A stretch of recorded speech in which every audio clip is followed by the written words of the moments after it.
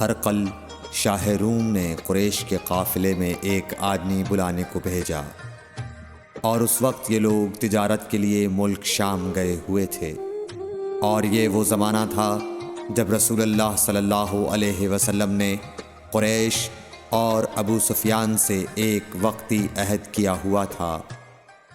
جب ابو سفیان اور دوسرے لوگ ہرقل کے پاس ایلیا پہنچے جہاں ہرقل نے دربار طلب کیا تھا، اس کے گرد روم کے بڑے بڑے لوگ، علماء، وزراء و امراء بیٹھے ہوئے تھے۔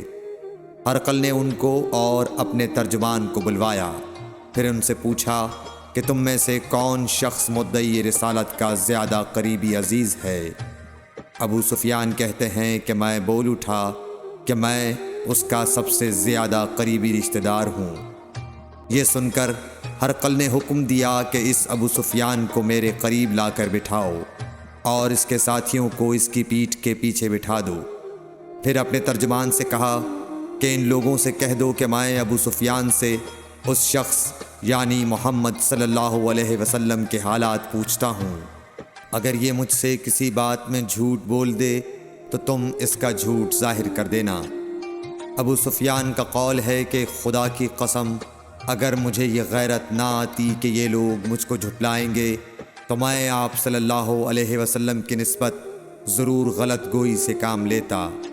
خیر، پہلی بات جو ہرقل نے مجھ سے پوچھی وہ یہ کہ اس شخص کا خاندان تم لوگوں میں کیسا ہے؟ میں نے کہا وہ تو بڑے اونچے عالی نسب والے ہیں۔ کہنے لگا اس سے پہلے بھی کسی نے تم لوگوں میں ایسی بات کہی تھی؟ میں نے کہا نہیں۔ کہنے لگا اچھا اس کے بڑوں میں کوئی بادشاہ ہوا ہے؟ میں نے کہا نہیں۔ پھر اس نے کہا بڑے لوگوں نے اس کی پیروی اختیار کی ہے یا کمزوروں نے؟ میں نے کہا نہیں، کمزوروں نے۔ پھر کہنے لگا اس کے تابعدار روز بڑھتے جاتے ہیں یا کوئی ساتھی پھر بھی جاتا ہے؟ میں نے کہا نہیں۔ کہنے لگا کیا اپنے اس دعوی نبوت سے پہلے کبھی کسی بھی موقع پر اس نے جھوٹ بولا ہے؟ میں نے کہا نہیں، اور اب ہماری اس سے صلح کی ایک مقررہ مدت ٹھہری ہوئی ہے، معلوم نہیں وہ اس میں کیا کرنے والا ہے۔ ابو سفیان کہتے ہیں میں اس بات کے سوا اور کوئی جھوٹ اس گفتگو میں شامل نہ کر سکا۔ ہرقل نے کہا کیا تمہاری اس سے کبھی لڑائی بھی ہوئی ہے؟ ہم نے کہا کہ ہاں۔ بولا پھر تمہاری اور اس کی جنگ کا کیا حال ہوتا ہے؟ میں نے کہا لڑائی ڈول کی طرح ہے، کبھی وہ ہم سے میدان جنگ جیت لیتے ہیں اور کبھی ہم ان سے جیت لیتے ہیں۔ ہرقل نے پوچھا وہ تمہیں کس بات کا حکم دیتا ہے؟ میں نے کہا وہ کہتا ہے کہ صرف ایک اللہ ہی کی عبادت کرو، اس کا کسی کو شریک نہ بناؤ، اور اپنے باپ دادا کی شرک کی باتیں چھوڑ دو، اور ہمیں نماز پڑھنے، سچ بولنے، پرہیزگاری اور صلہ رحمی کا حکم دیتا ہے۔ یہ سب سن کر پھر ہرقل نے اپنے ترجمان سے کہا کہ ابو سفیان سے کہہ دے کہ میں نے تم سے اس کا نسب پوچھا تو تم نے کہا کہ وہ ہم سے عالی نسب ہے، اور پیغمبر اپنی قوم میں عالی نسب ہی بھیجے جایا کرتے ہیں۔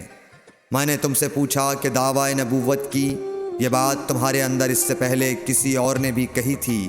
تو تم نے جواب دیا کہ نہیں۔ تب میں نے اپنے دل میں کہا کہ اگر یہ بات اس سے پہلے کسی اور نے کہی ہوتی تو میں سمجھتا کہ اس شخص نے بھی اسی بات کی تقلید کی ہے جو پہلے کہی جا چکی ہے۔ میں نے تم سے پوچھا کہ اس کے بڑوں میں کوئی بادشاہ بھی گزرا ہے؟ تو تم نے کہا کہ نہیں۔ تو میں نے دل میں کہا کہ ان کے بزرگوں میں سے کوئی بادشاہ ہوا ہوگا تو کہہ دوں گا کہ وہ شخص اس بہانے اپنے آباء و اجداد کی بادشاہت اور ان کا ملک دوبارہ حاصل کرنا چاہتا ہے۔ اور میں نے تم سے پوچھا کہ اس بات کے کہنے یعنی پیغمبری کا دعویٰ کرنے سے پہلے تم نے کبھی اس کو دروغ گوئی کا الزام لگایا ہے؟ تم نے کہا کہ نہیں۔ تو میں نے سمجھ لیا کہ جو شخص آدمیوں کے ساتھ دروغ گوئی سے بچے وہ اللہ کے بارے میں کیسے جھوٹی بات کہہ سکتا ہے۔ اور میں نے تم سے پوچھا کہ بڑے لوگ اس کے پیرو ہوتے ہیں یا کمزور آدمی؟ تم نے کہا کمزوروں نے اس کی اتباع کی ہے۔ تو دراصل یہی لوگ پیغمبروں کے متبعین ہوتے ہیں۔ اور میں نے تم سے پوچھا کہ اس کے ساتھی بڑھ رہے ہیں یا کم ہو رہے ہیں؟ تم نے کہا کہ وہ بڑھ رہے ہیں، اور ایمان کی کیفیت یہی ہوتی ہے۔ حتیٰ کہ وہ کامل ہو جاتا ہے۔ اور میں نے تم سے پوچھا کہ آیا کوئی شخص اس کے دین سے ناخوش ہو کر مرتد بھی ہو جاتا ہے؟ تم نے کہا نہیں۔ تو ایمان کی خاصیت بھی یہی ہے، جن کے دلوں میں اس کی مسرت رچ بس جائے وہ اس سے لوٹا نہیں کرتے۔ اور میں نے تم سے پوچھا کہ آیا وہ کبھی عہد شکنی کرتے ہیں؟ تم نے کہا نہیں۔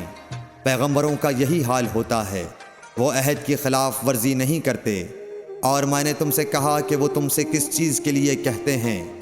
تم نے کہا کہ وہ ہمیں حکم دیتے ہیں کہ اللہ کی عبادت کرو، اس کے ساتھ کسی کو شریک نہ ٹھہراؤ، اور تمہیں بتوں کی پرستش سے روکتے ہیں، سچ بولنے اور پرہیزگاری کا حکم دیتے ہیں۔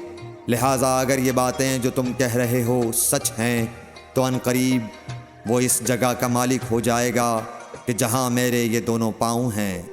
مجھے معلوم تھا کہ وہ پیغمبر آنے والا ہے، مگر مجھے یہ معلوم نہیں تھا کہ وہ تمہارے اندر ہوگا۔